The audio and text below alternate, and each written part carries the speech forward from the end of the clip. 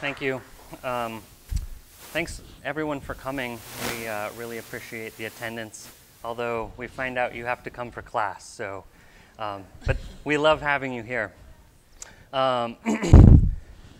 want to thank Sarah and her incredible staff at the Atkinson Gallery. This experience has been nothing but enjoyable, thanks to their professionalism. It really has been a great experience, and coming to Santa Barbara is never a bad deal. So we're always happy to be here and enjoy this wonderful view that you have of the Pacific Ocean. I'm going to be performing the lecture for the evening. Rebecca will take a seat in the front row, and she'll be back up here for the question and answer portion of the evening. So thank you. This is my job, the performing part. We've titled tonight's lecture Glimpses, which obviously you only get a portion of what it is we do in our practice and the procedures of our work. So that's why we've titled it Glimpses, and we've divided it into two sections titled Procedure and Practice. The first section is Procedure, where we like to begin. We like to think of procedures as kind of an established way of doing something. It's something that develops over time. So the single most important procedure we're going to talk about is the collaboration that we have. And Rebecca and I are married, and we are also full-time studio artists together. So that means all the work that we create, we do together. And we've been engaged in this practice for over 7 years. And like our work, this presentation was a collaborative effort. So even though I'm the one performing it, we put our heads together to create it. A couple of other important procedures we want to give you a glimpse into are humor and our aesthetic. And both of these things are really important to and inform one another in our work. So Rebecca and I, we first met about 15 years ago. We were undergraduate students working towards our BFA in studio art at CU Boulder. For years we worked side by side on our own work. Sometimes we helped each other, but mostly we were absorbed in our own work at that time. Then after several years, we began collaborating. And working together came about very organically for us. There was no moment maybe when we said, okay, now this is collaboration. It was a kind of natural evolution, and also a really crucial turning point in how we produce things. So a few years ago, I participated in a panel on collaboration at the College Art Association, which is a big conference, and I titled my talk, The Convergence of Parallel Tangents. So this is a short animation that Rebecca made to describe the kind of beginning of our collaboration. So we created a meme for the young ones in the audience. Something we like to think about collaboration in a few different ways, and the first way is the way depicted on the top left. And to us, this isn't so much collaboration as teamwork. So thinking about how each person in this race car scenario has their own specific job, but in our collaboration, those roles are often shifting. So I'm going to talk a little bit more about that. My mom was just visiting. This is kind of what she thinks collaboration is, with only one person steering the bike. That's not quite how we work. And then this is something that can happen in a lot of collaborations where you get kind of very engaged in your own process and the intricacies of the work you're doing, and you get lost in it. And the communication happens in some other way. So we like to think about collaboration more like the video from Sesame Street, where we finish each other's words, or together we're able to enunciate a vision and communicate an idea. So this is one of the first projects we collaborated on. I think it's important to note that the way that we work really has a tendency to slow us down. And the reason for this is that our decision-making process, it's much more methodical because we're forced to articulate the ideas that we have to each other and explain maybe each step of something so that the other person can understand it fully.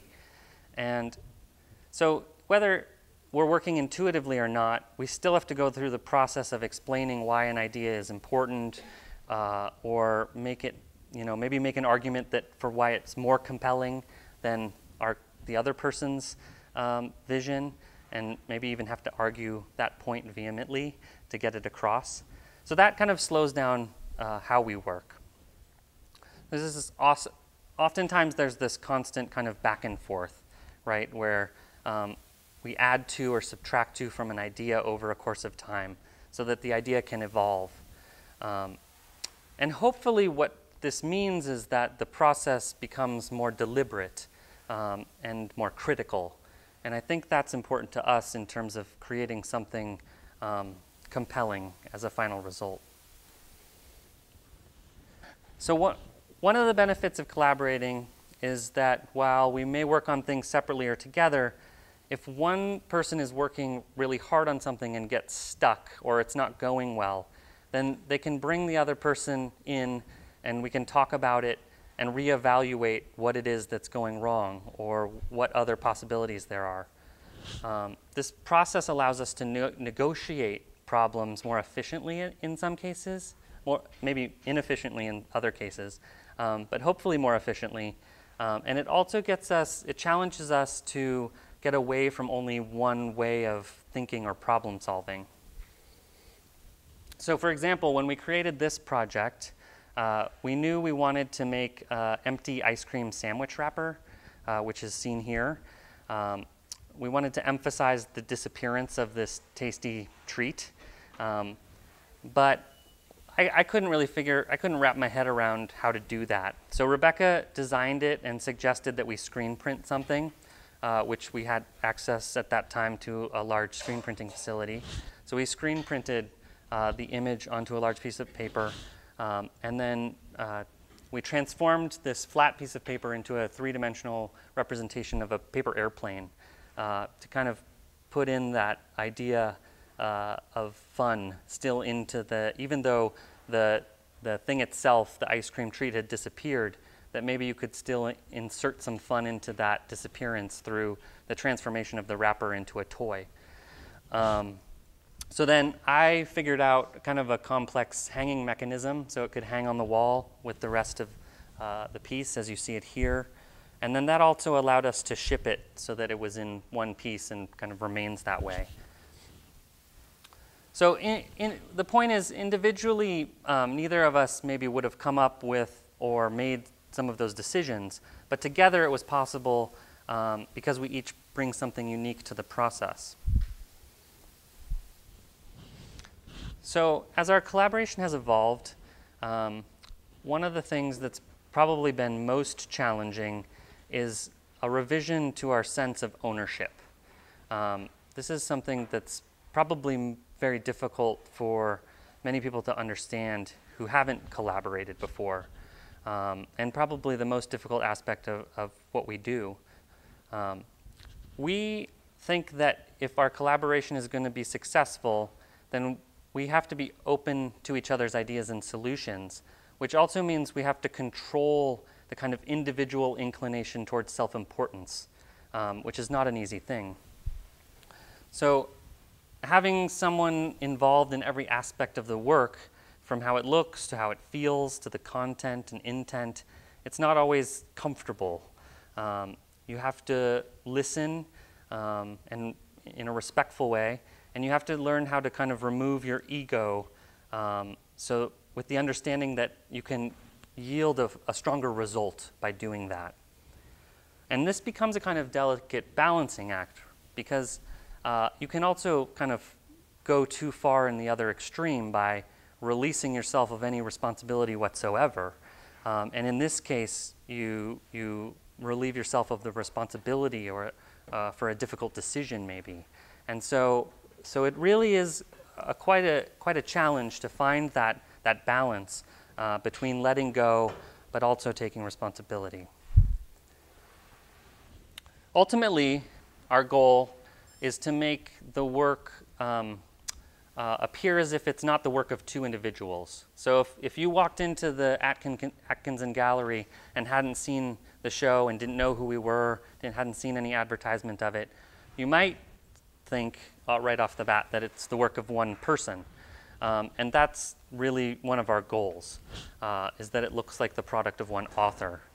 And this is, I guess, another way of saying we want it to seem unified or harmonious, which can be quite difficult when you have so many pieces competing for attention in a space, or you're working on them separately, and how that dialogue works as a whole becomes challenging. So, some people don't realize that our work is the work of two people. Usually when they find out it is, their first question is, well, what did you do? Which we think that question's really great. I mean, it's a natural question, right? But we're also kind of suspicious of how that changes someone's orientation towards the work. Like, what does knowing what one of us did change about what's in front of you? It doesn't. What's there is there. So we don't usually answer that question, so don't ask it at the end.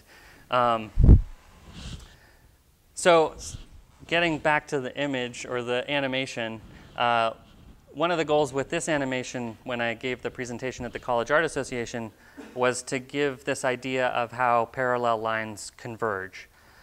So this is an idea that's talked about in projective geometry, which is kind of the antithesis of Euclidean geometry, and formalizes one of the central principles of perspective, which some of you are learning perhaps in your drawing classes, that parallel lines meet at infinity and are therefore drawn that way. So two parallel lines meet on a horizon by virtue of them possessing the same direction. And that's the way we kind of like to think about what it is we do and how our work comes together. Can you still hear me in the back? We good? Okay, just check. So another place where our work or our ideas converge is in regards to our use and enjoyment of humor. So a couple of years ago, I curated an exhibition. There's some installation shots of the exhibition. It was called Making Fun. And I also taught a special seminar at Pitzer College where I teach on humor in contemporary art. And this was a really great opportunity because it allowed me to study the topic in much greater depth. And one of the things that I learned is that there are these kind of three competing theories of humor. There's the superiority theory, the relief theory, and the incongruity theory. And in the superiority theory, the thesis is that at root, all humor is kind of mockery and derision. This is different than the relief theory, which is something Freud put forward, which he says humor is essentially a release of excess energy. So that's very Freudian, right? And that this theory can come from a kind of temporary lifting of an inhibition. And then the theory that's kind of gotten most critical mass at this moment in time is the incongruity theory. And this is discussed at length in a really wonderful book by the philosopher Simon Critchley called On Humor. And the gist of the incongruity theory is that we laugh when two things or ideas that are normally kept separate are unexpectedly forced together. So I thought my friend Thomas Mueller's work was a prime example of this. He's got a clay penguin on top of an Asian pear, which he photographs, and then he also leaves it in a vitrine in front of the photograph for the duration of the exhibition, and it deliquesces, and it rots, and it grows things, and it just becomes this kind of fecund matter. And so this theory is actually really great because it covers lots of different types of humor. It covers absurdity, satire, parody, irony. And it also kind of explains how humor violates a pattern of in someone's picture of the world or how they think things should be.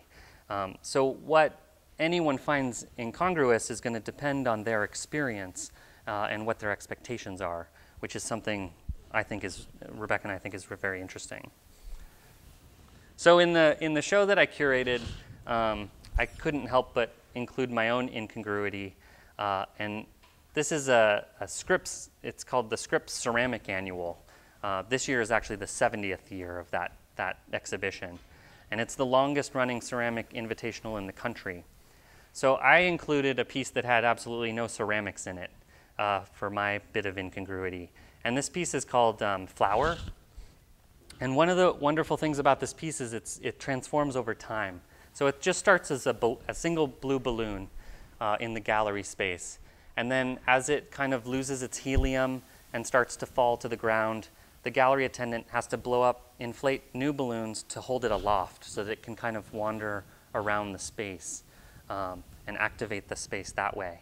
And so over time, the more and more balloons, you just have to keep adding more and more balloons to keep it aloft. And at one point, it just becomes too big to even kind of revive it. And so I wanted to include this piece because it was incongruous materially, but it also speaks to a kind of material and metaphorical sensibility of ceramics. It's a piece that has to be nurtured on a daily basis. It's bound by gravity, and you have to live with the fact of its fragility, which I think is one of the probably greatest challenges, especially some of you are probably facing if you're taking any ceramics classes right now. And so at any moment, this piece could pop, die, or break. And to us, that's a really kind of profound concept within this exhibition. So in our own work, incongruity can take many different forms. So often it's in the form of our equating two dissimilar things. Sometimes it's a scale shift. We make small things larger or large things smaller. An example of that is this Triceratops skull, which conveniently fits inside this traveling valise. So it's in a suitcase, and we scaled down an entire natural history exhibition so that it could be taken other places.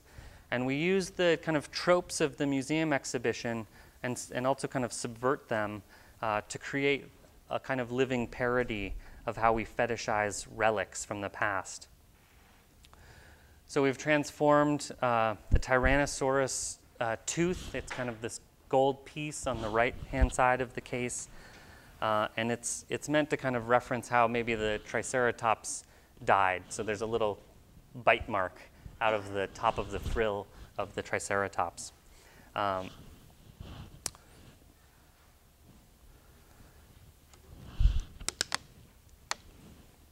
Another kind of humor that inhabits much of our work is what we like to refer to as the mirthless. And this is an idea that we took from a book by Samuel Beckett called What? And in this book, Beckett makes a distinction between three different forms of laughter. He describes the bitter, the hollow, and the mirthless. The bitter laugh, he says, is a laugh that's not good. The hollow laugh laughs at that which is not true. And the mirthless laugh laughs at that which is unhappy. So in the mirthless laugh, Beckett writes that we may, quote, recover from the delusional happiness of ideology into the lucidity of seeing things for what they are, end quote. So the mirthless is something that's kind of in a lot of our work and is best portrayed maybe in this piece. So in this piece, we created a park bench, a scale model of a park bench, and then we covered it with orange ceramic squirrels that are kind of taking over the park bench. But then during the course of the exhibition, we sold them as souvenirs. So now they populate homes all over. But the idea really explores how nature is something that's systematically transformed into a commodity in our lives. The selling of these squirrels as souvenirs demonstrates how wild animals are often objectified. They're packaged as something cute, tame, and fun. And this is something we grew up with. It's exemplified in Disney movies and Toy Story treacle. So besides sharing an interest in humor to communicate some of our ideas, Rebecca and I are also really interested in kind of a shared aesthetic. And on a superficial level, you could say that we have a taste for smooth, shiny, highly refined things. And this is absolutely true. However, we have a reason for wanting to make our work look like this. We're trying to remove as much detail as possible and distill these forms down into a kind of archetype. Our goal is to create a kind of iconic form that exists inside your mind. So we want to create the thing that if you thought about a popsicle, this is kind of the image that would come into your mind when you thought about such a thing. So this aesthetic archetype is really important to us because along with the idea of multiples, it refers to commodification and mass consumption that we're surrounded by in our community, in our world today. So this is something that works like this are commenting on. For this, we made an addition of popsicles that come in everyone's favorite flavors, or at least our favorite flavors. And this iconography is supposed to be really enticing. We want to create in the viewer the same kind of desire that causes these things to be consumed in the first place. So one of our favorite pictures of these pieces are often at like art fairs where people pretend to lick them. So part 2, practice. We like this idea that art making is referred to as a practice, that you have to maintain your practice. To us, it emphasizes that you need to kind of it takes repeated exercise, right? That you only acquire or maintain a proficiency in it through the repetition. And one of the reasons we like being artists is that we get to continually learn new things, whether we're learning about materials, concepts, processes. And we like that we're able to, through this learning process, challenge certain ways of thinking in ourselves and in others. So we're going to share a couple different bodies of work with you, give you some more examples of what the results of our collaboration look like. And hopefully they kind of provide a context for what you see in the Atkinson Gallery. So for those of you who've already seen the show, you can kind of look at this work and think about how it's related to what we're doing here. And for those of you who haven't seen it yet, it'll be a good kind of primer. So the first show we're going to talk about was titled As Luck Would Have It. And this is a common expression. It's typically used to refer to something that's gone well, despite the fact that the circumstances or result was out of your control. And we like this idea that life is inherently uncertain. And so something like luck presents people with an opportunity to conjure up a sense of control over the uncontrollable. So people from all walks of life attempt to control their fortunes through a coercion of objects or rituals. This is kind of a very curious thing to us, that we play with or tempt luck in games of chance, that we hope luck will favor us, but blame it when things go awry. So the work in this exhibition is kind of intended to place the viewer in a position of uncertainty, not necessarily to reinforce a belief in luck, but to cause people to really carefully consider what it means to place one's faith in luck. So the first piece is another kind of traveling valise. It can also be set up as a table, as you can see on the top right image. And inside, there are all the things you need to play a game of a shell game. So there's 3 shells and a golden pea. And for those of you who aren't familiar with this game, you may be familiar with something called 3-Card Monte, which is also kind of a street performance, right? Where you're supposed to find the pea or the Jack of Hearts or whatever card it is as a person manipulates or moves those things around on the table. And oftentimes what they'll do, if you see this on the street, what you'll notice is there's someone in the audience who's playing the game, who they let win, who's kind of works with them. So it's there, and then they're able to trick more people into losing their money, betting on this, coercing them into this confidence game.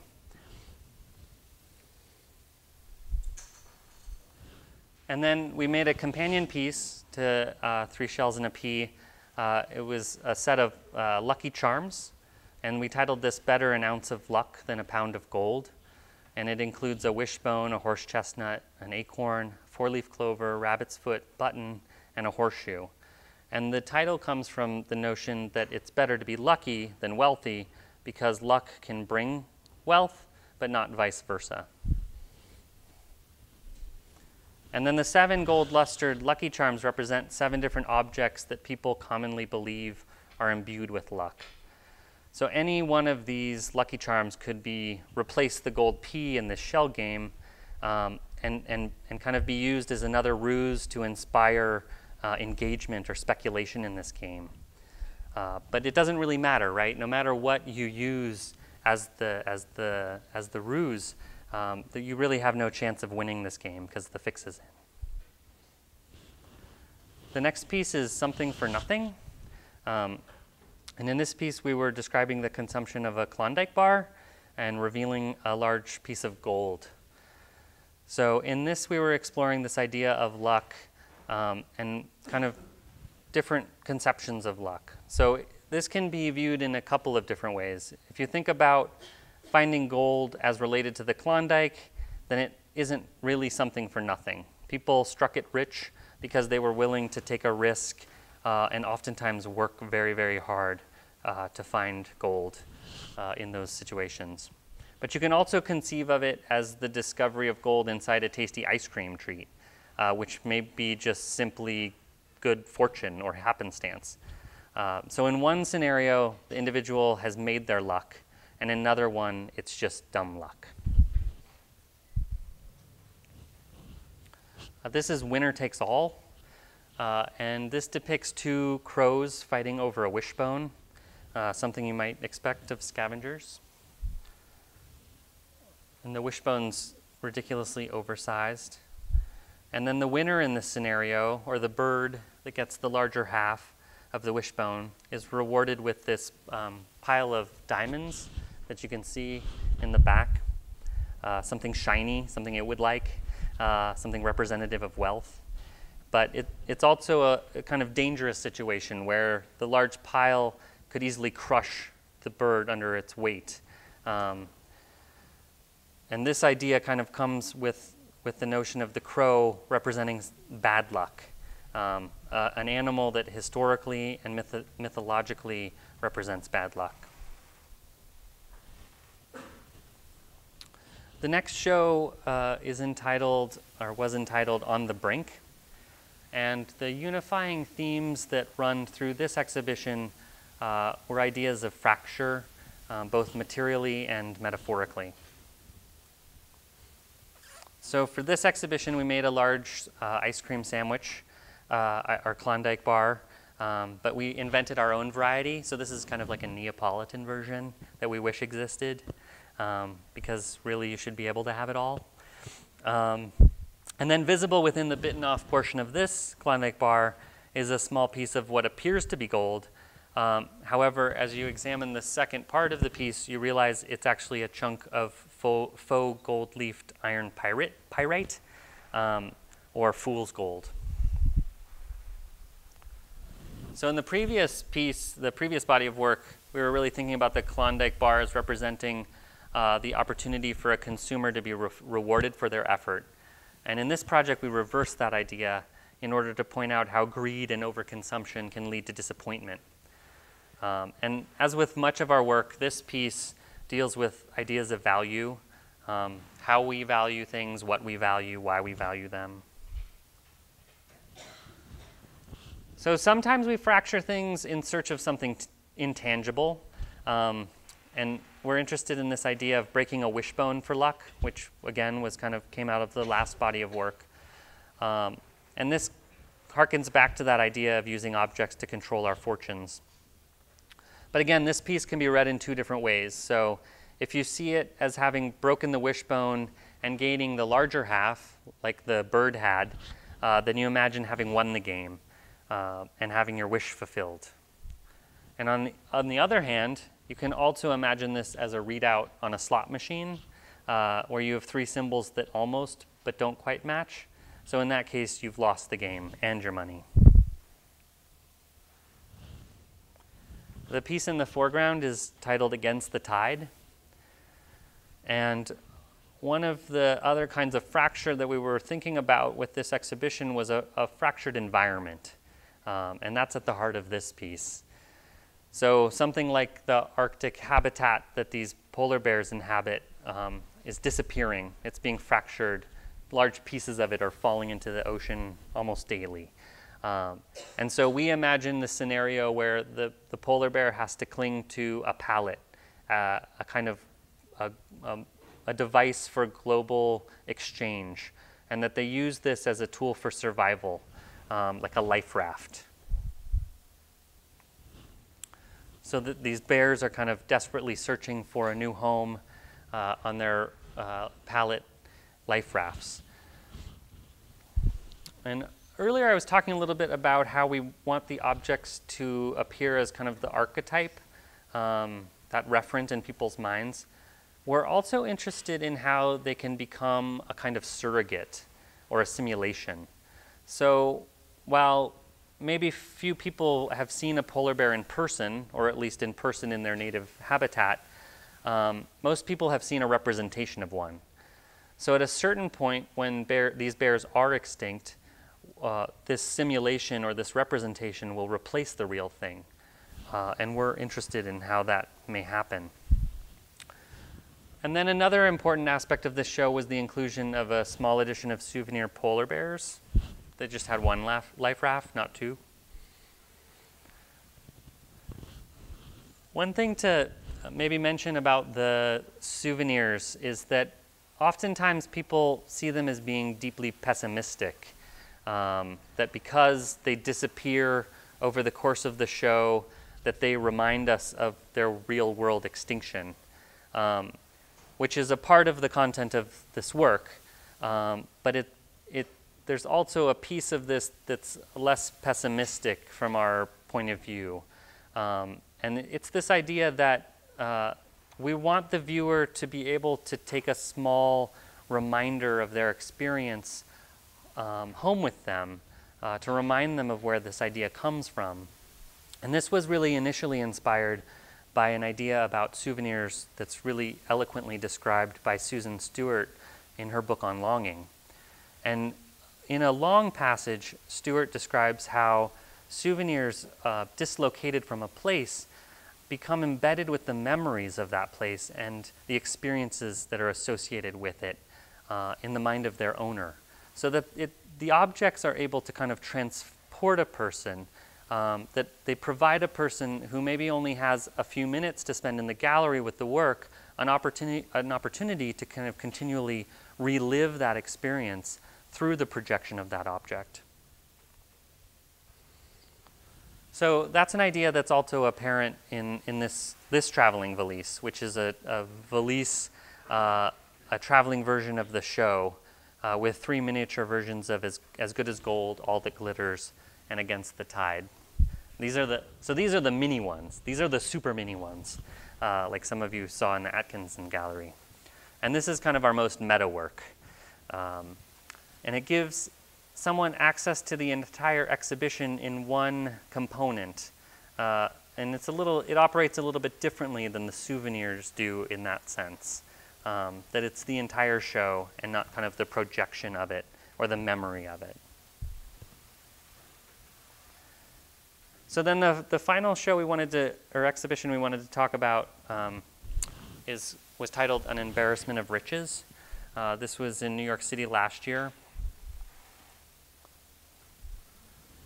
And so the first piece as you entered the gallery was this billboard, which advertises the exhibition and uses kind of the most prominent or conventional means possible. It's a scaled down billboard. Like all of its kind, it speaks to the overabundance of objects and experience that saturate our lives. And I mean, all of us know we drive the highway probably more than we'd like to. And we move through the world and we're tantalized and overwhelmed by this kind of conspicuous profusion of opportunities. And whether we accept what these billboards are offering to us or not, they litter the landscape, and they're really quite impossible to ignore. The LED ones are the worst. We didn't make it an LED.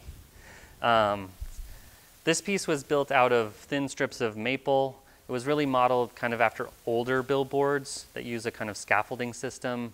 And we liked that the scaffolding really reinforces this notion of a built environment. This installation view of the show, partial view of how it was organized. On the left is the piece And Then Some.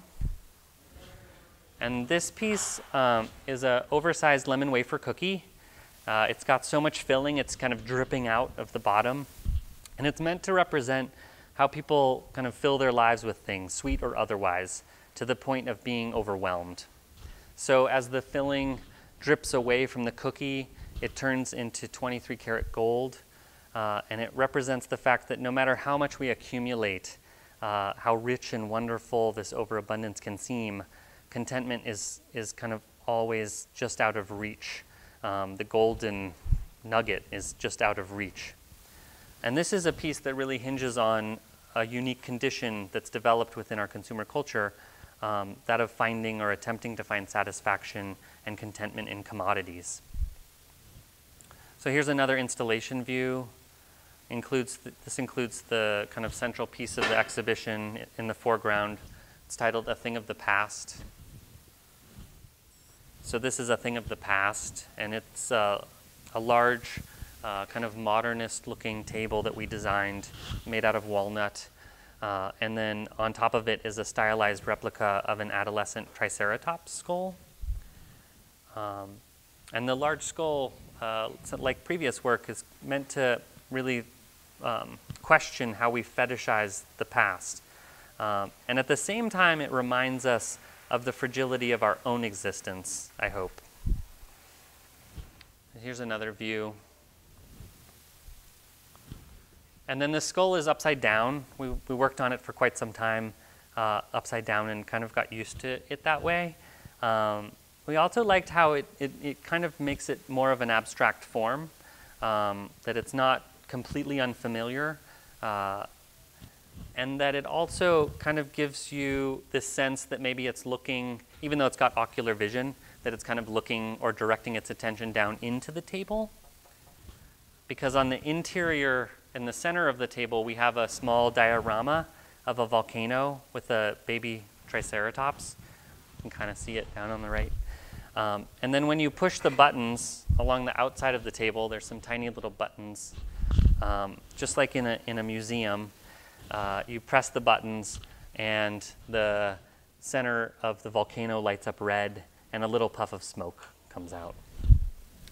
So we like this idea of participation in this piece, and that the kind of demise of this tiny Triceratops inside of this diorama is activated by the viewer. And then we, of course, included some souvenirs. So these are the souvenir versions. Again, describing how desire can cause something to disappear. And then the last piece of the show was titled For All It's Worth. And in this piece, we have a double-sided caliper comparing the height of a perfectly tailored bonsai tree with a stack of chopped wood.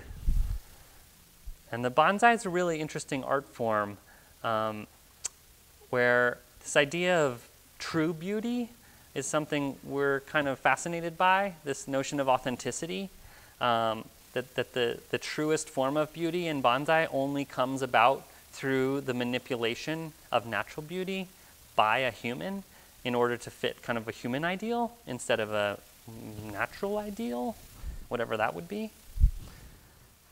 So a ton of time and care is taken to create an object with these very discrete qualities that imbue it with significance and lead to it as an object of contemplation. And we were interested in this as contrasted with a wood pile, which is kind of a purely practical solution to a storing issue. You got to store your wood somewhere, keep it cut and dry. And we liked how these offered up different kind of different notions of value, that they're understood in completely different ways, but they come from the same material. And the thing that compares them is that material. It's this wood. So we just wanted to finish with a quote. This is from the art critic Eleanor Hartney. She wrote a short essay about our work, and in it she said, "Berg and Myers invite us to contemplate the implications of our thoughtless consumption patterns. Instead of regarding ourselves as part of a larger ecosystem, we tend to treat nature instrumentally. Trees, wild animals, and natural vistas exist in our imaginations as extensions of ourselves, as familiar and invisible as the offerings in a shop window or the decorative objects that surround us at home. The problem, as this work points out, is that nature is not just a theatrical backdrop. It is an inseparable part of our existence, and if it disappears, ultimately, so do we." So we hope you've enjoyed these glimpses into our work. Rebecca and I are happy to entertain any questions you may have. Come up here.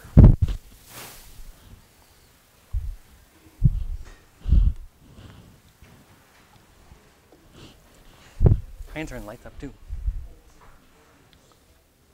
Oh yeah. Yes.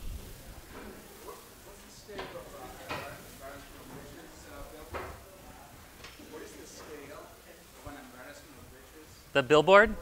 So the billboard for An Embarrassment of Riches was quite small. That was our kind of first effort at making a billboard. So it's not nearly as big as the one in the Atkinson gallery. It was about, what, 30 inches wide by 18 inches tall. And that's why it was on a shelf as you entered the space. So it's kind of at eye level, almost as if you had to look up at it like we do when we're driving down the highway. And and that one, the construction was slightly different. The one here, we've kind of refined the construction technique a little more, I think. Yes, follow up. Unrelated. Haven't been to the show yet, and I guess when I go, I'll find out. But I'll ask anyway. What is the material of the art? You want to take this one? Yeah, sure. Hold both of Share these. multiple microphones. They're all different materials. Let's see, there's a large green rabbit in the gallery, and that one is styrofoam coated with epoxy resin, and then it's painted with automotive urethane.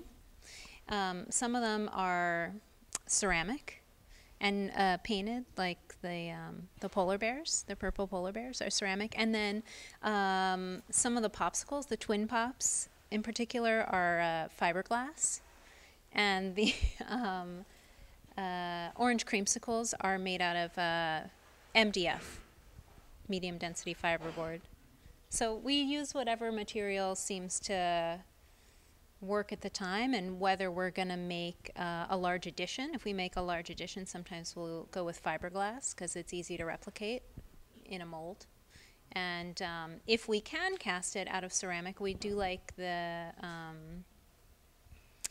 we like using that material because of its fragility for a lot of reasons. And if we can use it, if we can cast something, some shapes aren't easily castable, we will.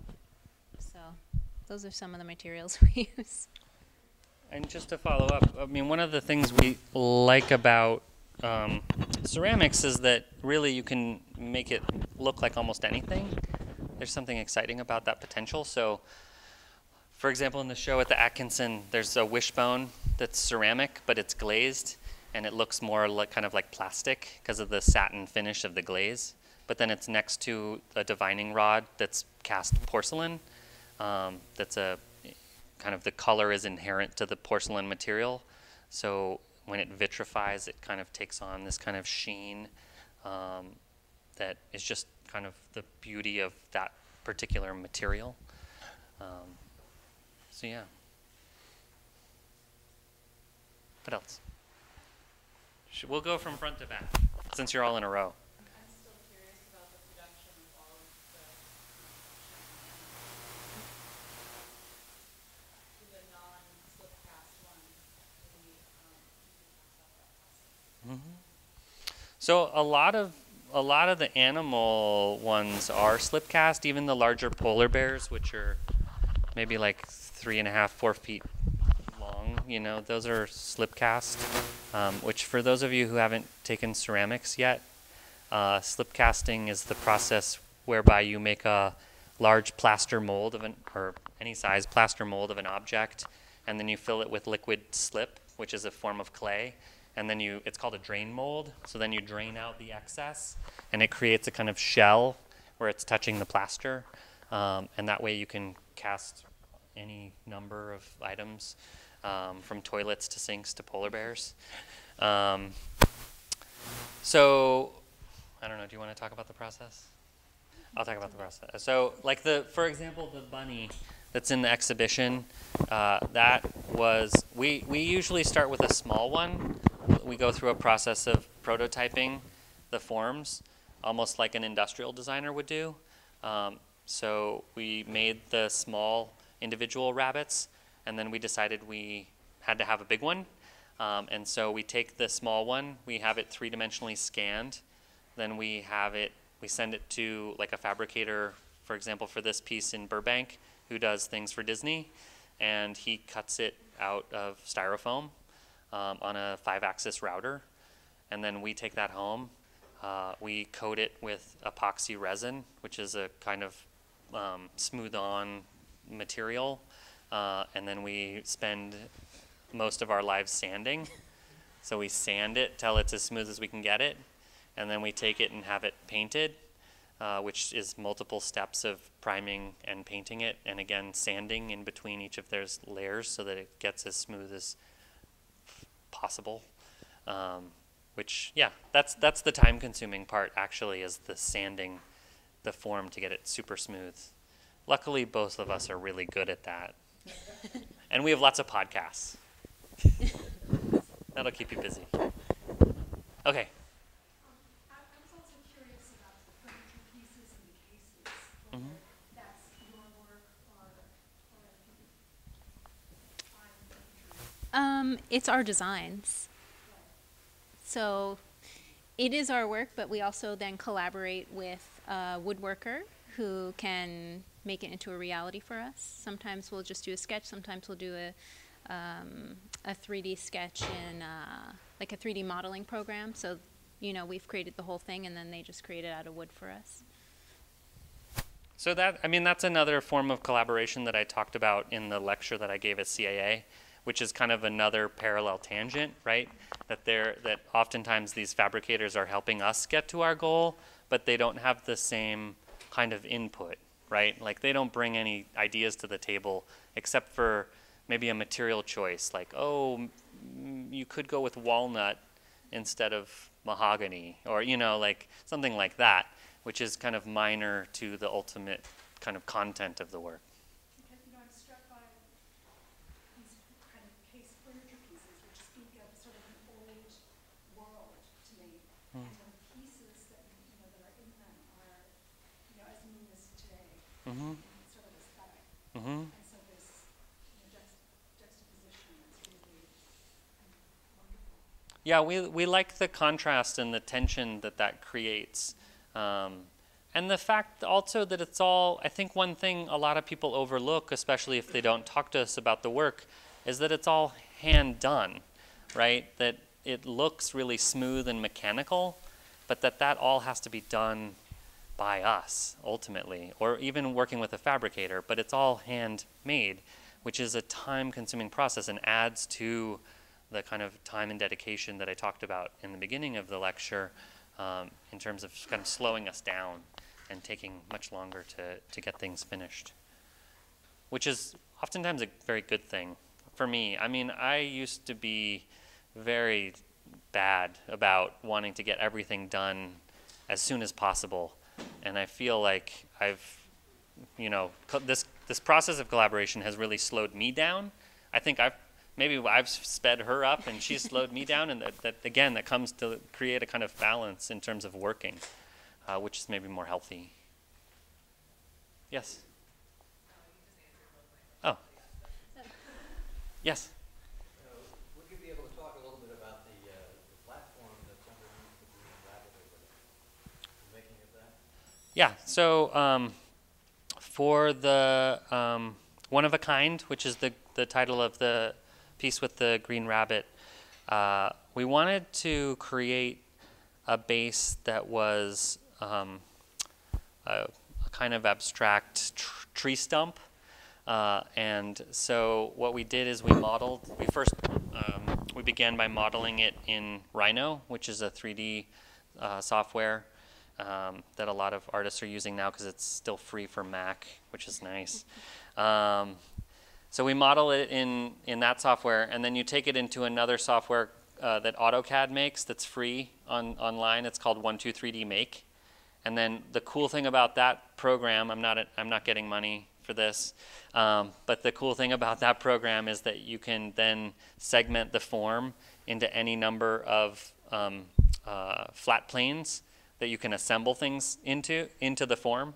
So you can stack laminate them or do intersecting joints, and that's how we made the stump, is just intersecting planes, and then that was all cut on a CNC machine called a ShopBot, which they have one of these wonderful machines at Harvey Mudd, which is the school across the street from where I teach. So I go over to their machine shop, and we sit there for hours while the machine cuts out parts, and then we assemble into the base. Did I skip any steps? I don't think so. Okay. Is that good? Yeah. Yeah. Could you expand a little bit on the concept of the verticalist roster and how you're doing it? Well, I think a lot of times we're trying to use humor to seduce people into thinking about certain things that maybe are not so comfortable to think about and that we think are important, but we don't kind of want to like hit you over the head with a hammer to kind of get it, get you to think about it. But in using humor, a lot of times some of the things that may seem funny at first are kind of like sad and grave and have, like bad implications like down the road. And so I think that's how we use the humorous humor to kind of get our ideas across in a way. Yeah, I What mean, would you say? the other way of putting it maybe is instead of using the word mirthless is like great gravity, or there's a graveness to some of the subject matter. Like with the polar bears, like maybe if you saw them individually and didn't understand them within the context of the exhibition, they might seem less grave or less unhappy. But when you start to recognize it as a kind of commentary on global warming and climate change and how we're destroying a habitat for not just polar bears but many other species, then it can lead to kind of unhappy attitudes, that the consequences of our actions are not only affecting us but affecting the entire planet, is pretty mirthless, I would say.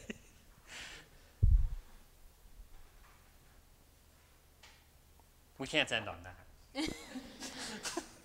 Yeah. Why were the polar bears like black and your one with them on the palette? Because your whole polar bears are white, so why did you decide to make them the polar opposite color? Well, they're actually purple. Like the color on that isn't quite right. So Like the ones like in the photo that were updated. yeah, the actual ones are purple. They're like a deep, kind of a rich purple. Then they read as, I'm colorblind, so they look kind of black to me too. They read as black in the images, more so than the kind of deep purple color that they are. But, I mean, oftentimes our choice of color is informed by either the color the thing is, like the popsicles are those flavors, so they are those colors, or with the animals in particular, we're kind of interested in using whatever color they aren't. And, you know, sometimes, you know, like with the penguins, that has a real obvious maybe way of thinking about that is like a skinned penguin would be pink, and that would be terrible. But we also, I mean, the main thing driving those color choices are kind of the seductive qualities of that finish. And so making them as kind of playful, whimsical, and fun, the same kinds of colors you would expect them to be if they were toys.